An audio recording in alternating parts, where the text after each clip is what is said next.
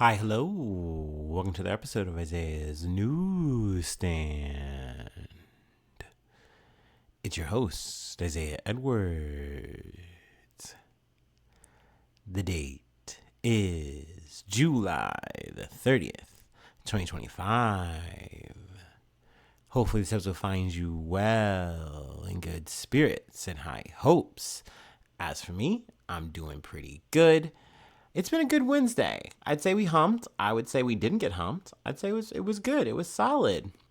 Um, and we really dodged the hump actually today. When I think about it, let me start off. Let me start off with a scam story. I got to tell a personal scam story, and this is where I got scammed. Yeah, a bit. Yeah, I feel like I have to say that I was scammed. They got me. I fucked up. All right, and it all starts with my new fascination with the Labubu. I've got Labubu fever, y'all. I want one. I want one like pretty bad. Um, and I find the process of getting one annoying, and I'm too lazy to like try to stake out at a pop mart at my I guess you could say for me it would be Kenwood. I know people who are not local don't know where that is, but it's far enough for where I live that's annoying, and I don't want to fucking go to a mall and do that. That's not what I want, but I want this little guy. And if you don't know what a Labubu is, I guess I should explain that, right? It's supposed to be a little monster guy, a little sharp teeth. He's got like almost like bunny ears. Looks like he's in a little fursuit pajama situation, and they're all different. They're all a bunch of different little colors and stuff, and they have different rarities, and they all come in these blind boxes. So it's almost like a Funko Pop meets a Pokemon pack of cards, if you will. You don't know exactly what you're gonna get, but they're all in like I think different sets, different versions. So this is kind of it sparked in me, and I want one. And I just was going through all the normal channels, and of course, by doing that, my algorithm gets all messed up, and now like I'm getting served all of these Labubus that you can potentially buy. But then when you try to click on them, it leads you to nowhere or nothing. It's not. Where's the Labubus?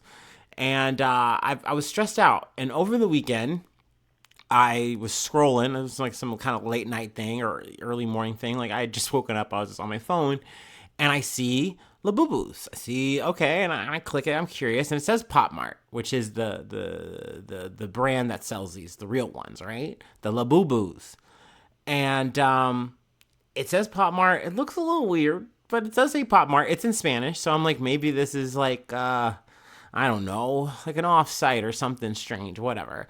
So I'm already, as you can tell here, suspending a bit of reality. It's just, suspending belief or something like that, whatever the fucking phrase is, which is a mistake, right? We've gone through scam stories. We've gone through those. You know that you're not supposed to do that shit. But I go, okay, well, this is looking Labubu. So let's go ahead and click buy. And so of course, they take my money. They send me an email saying that they're gonna, send another confirmation when it's sent out. Da da da. So I mean, it seems legit enough, right? And I let a day or so go by, and I'm thinking about it, and I'm thinking about it. I'm also not getting another notification, and I'm feeling a little unsettled. I'm feeling a little bit of the buyer's regret, remorse, what have you. And I also another thing that was a tell was earlier or like after I made the order that day. So later on in the day, I try to go and click on it from my desktop, and it won't let me get there. And then I try again from my phone later, and it won't let me get to the site. It's gone. It's gone. What do you mean? Like, and I'm like, uh oh. So I send an email saying I want to cancel. I don't get a response back. That was like last night I did that. Which I was not surprised about. But luckily, I was able to get a hold of my bank and just refute the charge, and we got it worked out. You know what I mean? So your boy got scammed. It happens to everybody, especially when you really want something. But yeah, at this point, I'm just going to hopefully manifest it. I'm going to manifest a Labubu. I'm going to have an immaculate Labubu conception. That's what I want. That's the summer I want, okay? So yeah, that's where we're at. But glad I got that sorted out. But top of my day, let's just actually go through my whole day. I just wanted to cover that Labubu scam right off the top. But we go to work. Work was good. No complaints. We have a little bit of a food corner. We got ice cream, a little free treat, a little frozen little treat. I had the chocolate vanilla swirl on a cone in a cup. So that's what I like. I used to get like two or three of them things. Now I only get one. Times have changed. I will say though, I'm acting like, oh yeah, I don't eat the same. I'm different now. I definitely did get some gummies because I was just kind of like craving them, and I also got a Gatorade because just with this heat and everything, I was like, I think I just need a little bit extra, and I do think that it definitely helped in the gym because I was dragging a bit. I was a little bit tired, a little bit fatigued, but overall, it was a good gym session. We got through everything just fine. Everything was hunky dory. But yeah, I was feeling a bit rough, so I was glad I got a little bit more electrolytes or whatever. You know what I mean? So yeah, I mean that's pretty much it. I think that's all the personal news that I got.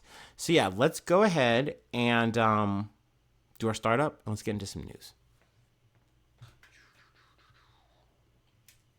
Also, a bit of a corrections or what have you. I mentioned Marjorie Taylor Greene and just her changing stance on the Israel Palestine thing, like Israel Gaza situation. And she did actually say, like, yeah, I'm saying this is a genocide. I was like, wow, wow. And then I think I skipped along, but I mean, essentially, Trump is still saying, like, oh, you know, I don't want to, do any kind of recognizing or any like, negotiations that would reward Hamas. Like he's still saying shit like that. I felt like that's important, and it's going to lead into our first story actually. So I figured I'd just reiterate that now.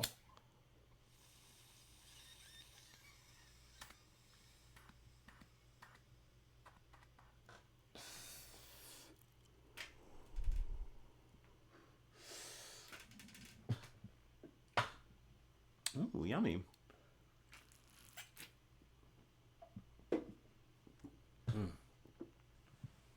Okay. Our first two stories we're kind of just gonna pew pew through. From CNN, Canada intends to recognize Palestinian state in September. Um, that's per Prime Minister Mark Carney. So that's good. I share the same sentiments as as I did with France on this issue. It's a better late than everything. It's more of a gesture than anything else, but it's at least a step. It's a bit of pressure. Obviously more needs to be done. But yeah, it's worth noting. So moving on to a story, I wish I had just covered or at least got into yesterday, but I just kind of forgotten the whole scrum of it all. But there was an earthquake in Russia, the east coast of Russia, and it was an 8.8, so pretty big, pretty major, which triggered a lot of tsunami warnings for Japan, Hawaii, even all the way to California. So people were on the lookout today. I haven't heard any major stories of any kind of destruction or anything like that. I think like maybe some waves hit, but nothing crazy. But obviously, people were playing it safe, and that's good. I guess I can just read this headline here from the Associated Press. Tsunami evacuations ordered in South America, but worst risk appears to pass for U.S. after huge quake. So if there is any more big highlights from this that come out this week, we'll be back for sure. But moving on though to another weather situation from People. At least 38 dead and 80,000 evacuated as extreme flooding hits China. At least 38 people have been reported dead, or at least, I'm sorry, I read that wrong. Let me restart. At least 38 people have reportedly died due to severe floods sweeping across eastern and northern China. On Monday, July 28th, the areas were hit with heavy rain and floods, resulting in 28 deaths in the Beijing district of Miyun and 2 deaths in the Yanqing, we're going to say Yanqing district. The Chinese agency Xinhua reported. An additional 8 people were also confirmed to have died in Hebei province, per the BBC News. The floods caused significant casualties, power outages, and damage to property and roads, triggering a mass evacuation in the region. As of Tuesday, July 29th, more than 80,000 people were safely evacuated to shelters outside of the flood zone in Beijing, per Xinhua. Heavy rain started to hit on Sunday night, flooding some homes in the town. Kui Di, the deputy chief of Xinjiang, is it Xinjiang Township? That might be wrong. In Miyun, told the outlet. During emergencies like this, it's tough for everyone. We do our best to make the shelter as comfortable as possible to ease their anxiety. So there's a bit more details here in terms of like, the relief effort and, dollars, put up, but overall, I just wanted to at least, cover that, touch on that. Obviously condolences to everyone caught up in this disaster. It's very, very sad. It's very unfortunate having to deal with like weather like this. It's always scary to think about. And then, you then see the aftermath, like, one of the photos I have in my thumbnail. It's like, God damn, like nature is wild and crazy. And sometimes you just have to survive it, and then you get a chance to admire it after the fact. I don't know. But, obviously, hearts, condolences to the people involved in that. Let's move on to another tragic incident, I should say, from CBS News. MS-13 members storm funeral of rival gang member in Guatemala, killing at least 7. Armed gang members stormed into the funeral of a rival gang member in Guatemala, killing at least 7 people and wounding 13 others, government officials said. Guatemala is plagued by the violent rivalry between the Barrio 18 and the Mara Salvatrucha, or MS-13 gangs. Interior Minister Francisco Jimenez blamed the attack at the funeral home on Tuesday in the capital, Guatemala City, on their rivalry. The funeral, Jimenez said in a statement, was that of a Barrio 18 member who was killed Monday. While the wake was taking place, rival gang members from Mara Salvatrucha stormed the funeral home and fired at the family and friends of the deceased, he added. The attackers, who arrived at the funeral home on motorcycles, fled the scene. Authorities cordoned off the area as the forensic teams recovered the bodies. Jimenez said the wake had been considered high risk due to the profile of the deceased and regretted that the police officers assigned to monitor the event had abandoned their posts before the attack. Ooh, that's yucky. You hate to hear that. You're like, so there was security here to, at least potentially try and protect, do the best you could, ward off. And it's like, yeah, but they were nowhere to be seen for some reason. So that's not good. Might want to have someone look into that. He called the situation unacceptable and said the officers would be investigated by Internal Affairs Unit. If found responsible, they will immediately be brought before the courts, he said. They go through a little bit of history of MS-13. We can kind of skip that for the sake of it. But I just wanted to cover that story. It's another shooting in the week. Another big one, unfortunately. Let's move on. Again, we're just motoring along. Let's see. We mentioned this guy before, so I'm not going to really dwell too much on this story. Obviously there's more if you want the sordid details of the fucking sneaky snake-like ways of Emil Bove. But I really just wanted to cover the fact that he did get his confirmation. From the Associated Press, Senate confirms Trump lawyer Emil Bove for appeals court, pushing past whistleblower claims. The state confirmed former Trump lawyer Emil Bove, 50 to 49, for a lifetime appointment as a federal appeals court judge Tuesday, as Republicans dismissed whistleblower complaints about his conduct at the Justice Department. A former federal prosecutor in the Southern District of New York, Bove was on Trump's legal team during his New York hush money trial and defended Trump in 2 federal criminal cases. He will serve on the 3rd U.S. Circuit Court of Appeals, which hears cases from Delaware, New Jersey, and Pennsylvania.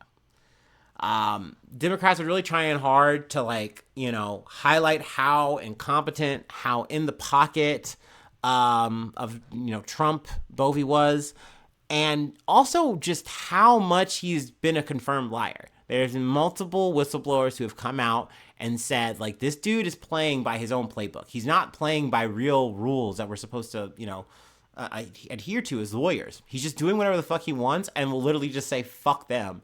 Like, and by that he means the judges. He just doesn't give a shit. He doesn't care. And then when put to the spot about this in the confirmation hearings, he goes, "Nah, I didn't say that. I don't have recollection of that." Like, in just peak lawyer fashion. So, I mean, the one thing I will give Bove credit for is he's everything you expect him to be, right? When you think of like a dirtbag, shitty, greasy, lying ass lawyer, like he fits the bill, in terms of how he conducts himself, in terms of his actions, in terms of how loyal and dedicated to this whole administration that he is. Whatever Trump wants, he's going to try to make sure that happens for him. He doesn't care what legal parameters are in his way. At the end of the day, Trump's the president. So like it supersedes that. At least that's how his logic, I think, works. That's more or less, it seems to be his like running internal mantra. So yeah, I mean, all these motherfuckers are pretty much getting what they want. Like I said, I mentioned him in terms of him and Haba. There's some others who are, getting their little stake, their little claim, their little position. And, maybe in time they do level into their grand state where they get their major payoff. Which is, it's so funny because, I mean, I think towards the end of Trump 1 and the in between time and phase, before obviously Trump, got the momentum and then won. I remember hearing stories of lawyers trying to get their fucking recompense, their money that they get, that they deserve for, doing the fucking work. And like, he just be trying to give them like Trump coins and shit. Not like the actual, like stuff that would be worth money right now. The stupid ass shitty crypto that he rug pulled. So I guess that's actually not worth money right now, but you know what I'm saying. But like, just bullshit like Trump vaporware. Like, oh, I'll get you a horse or something. Like, brother, I don't need Trump stables. I need my money that I'm owed. Pay me what you fucking owe me. But now he's playing, he's king. Like, he gets to, pick a little spot or at least fight for it. In terms of the thing with Haba, now that I mention it, I'm thinking about that now. But it's side news. That's still ongoing. Essentially, they fired the person who was supposed to take over for her. That the courts were like, hey, this is who we want. The New Jersey courts were like, hey, this is who we want to pick, the judge.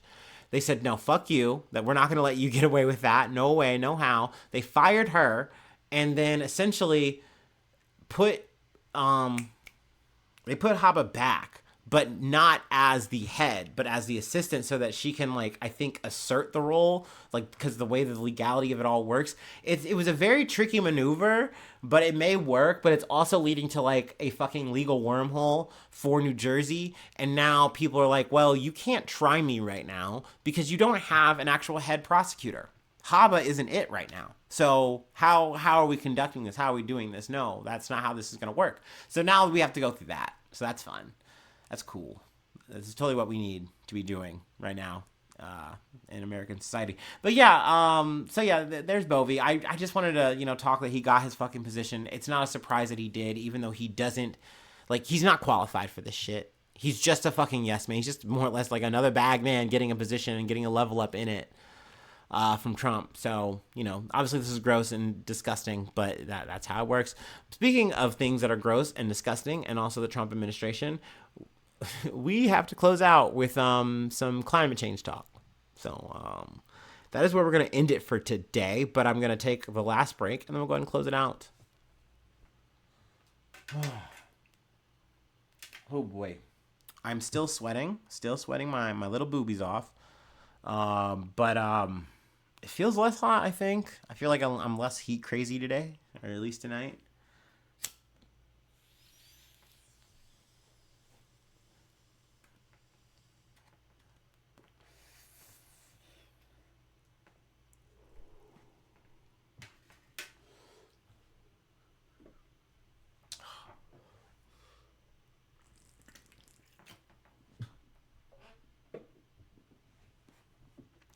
All right. Our last story comes from PBS News. Trump administration moves to repeal EPA rule that allows climate regulation. President Donald Trump's administration on Tuesday proposed revoking a scientific finding that has long been the central basis for U.S. action to regulate greenhouse gas emissions and fight climate change. The proposed Environmental Protection Agency, or the EPA, rule would rescind a 2009 declaration that determined that carbon monoxide and other greenhouse gases endanger public health and welfare. The endangerment finding is the legal underpinning of a host of climate regulations under the Clean Air Act for motor vehicles, power plants, and other pollution sources that are heating the planet. EPA Administrator Lee Zeldin, which if I were to describe him, and yes, I'm about to be very ableist, he looks like the equivalent of like a white milk dud, like milk dud. You know what a milk dud looks like, right? Look that up. But imagine like a vanilla version. But now put him in like, one of them little government jackets and like some khaki pants. That's what Lee Zeldin looks like to me. But I'll compliment Sandwich. I'll give a little bit here to him. Lee Zeldin's kind of a cool name. But I think I only think that because there's Zeldin and then it's the name. So it makes me think of Zelda. So, he's got that going for him. But yeah, not a fan of his jib. I gotta say it. Anyway, EPA Administrator Lee Zeldin announced the proposed rule change on a podcast ahead of an official announcement set for Tuesday in Indiana. I like how these motherfuckers be hopping on podcasts and shit, man. That's so funny. Don't get me wrong. I mean, literally, Obama's administration, the motherfuckers, like, what is it, Pod Save America? Ain't like, aren't the three of them from his fucking admin? God, good for them. Good for them. Saving, liberal America. Fucking... Let me not speak, if I speak. Repealing the endangerment finding will be the largest deregulatory action in the history of America, Zeldin said on the Roofless podcast. Roofless. Why you got Lee Zeldin on your podcast if it's the Roofless podcast? What is Roofless about Lee Zeldin? I'm sorry. I'm focusing on the wrong thing. I just kind of want to summarize here. We're going to hit the fast forward button. Essentially, Lee Zeldin is pushing the Republican narrative that this is all kind of hokum. This is all kind of woo-woo from the liberal left, and, you guys want to make something that's not really there, and not to mention you don't have the legal grounds for this, so we're finally fixing it. Like, it just feels like, yeah, we're going back to the common sense shit. Which I really do feel like this allows the, conservatives to go back to that narrative. I mean, not to say that many people really left it, but that climate change is happening. You can go back now to just plugging your ears and being like, la la la, who gives a shit? Let's just make money. Let's just keep doing what we were gonna do anyway. And now we don't have to have these stupid regulations that are hindering the process, fucking up the flow. Let's just like open all this shit up, open this pit up, so I can fill it with vats of whatever the fuck.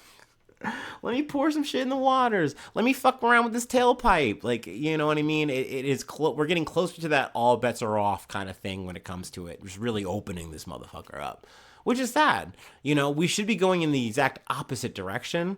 As a country, we should be leading, in my opinion, the fight against climate change. But obviously, Donald Trump said some shit. And then this is where I kind of come up with that narrative. Because, like, on the campaign trail, even Donald Trump had to, like, feign that he gave a fuck about this. Like, saying, like, yeah, no, I care about clean water and air. Like, that's just important. Like... And then he just kind of was like, whatever. But it's like, he's like, yeah, we got to protect our forests and shit. That is not anything like what he's doing. He's like, we got to drill, baby, drill, though. Like, at the end of the day, the last part is the thing he meant full-throated, wholeheartedly. That's the part he meant. He gives no fucks about the environment. He gives no fucks about the future of the climate. Nah, that shit don't matter to him. He doesn't give a fuck about any of the other fucking countries around us. That does not matter. They need to fucking focus on the tariffs. That's what they need to do. I think now that they can kind of just go back, or at least they're getting closer to that. This is going to get jammed up in some kind of ways in terms of there's review that has to happen. Also, it's going to get sued by a lot of fucking people or organizations, whatever. So it's going to get jammed up, probably have to go up to the Supreme Court. But that doesn't necessarily mean it's a good thing. We know this is a supercharged majority. This could easily be, when it comes up, one of those big defining cases that, of course, like the fucking Supreme Court just gets to like slam dunk, alley-oop, via Trump. They really do get to run the playbook on us. Like, I mean, for as long as they fucking want, it sucks. And I guess you could say a little bit of a potential... What are the Democrats doing? I kept getting notifications that Kamala Harris is not going to be running for governor in California. AKA, you know what that means? Potentially she can run for president again in 2028. Yay. Okay, dude, like so she really is just being like Brown Hillary. Like that's the goal. That's the play. You're gonna keep running and losing, doing nothing on these campaigns that are like that anyone really likes. I'm just not ready for it. And I don't know. That still is to me the best pick that I've heard so far, outside of maybe a gruesome Gavin Newsom. You know what I mean? Like these are the two motherfuckers potentially gonna go at it for top dem. God, it's a wash, y'all. It's fucking cooked. Anyway, I know I'm leaving on a sad, somber note there, but it is what it is. That is the episode. If you'd like to help out, support the effort, I do have a Patreon. Patreon.com/News. Become a newsie today. Roll call is coming up soon. Shout you out, plug a project, plug whatever you want. Let's see here. Freeways hit me up, IsaiahNews1@gmail.com. Feel free to follow me or the podcast on any other socials. Subscribe to the YouTube. That's a free action that helps out. And follow on TikTok. Follow on Spotify. Follow on Apple Podcast and any platform that you're on. I noticed that someone recently followed on Spotify. What's up? Say hey, what's up? Hello. I appreciate it. Thank you. Hello. It's always nice. Anyway, that's really it. That's the end. No, thanks so much for tuning in. Thanks so much for being a friend, and hopefully I see you soon for some more good news. I love ya. Bye bye. Mwah.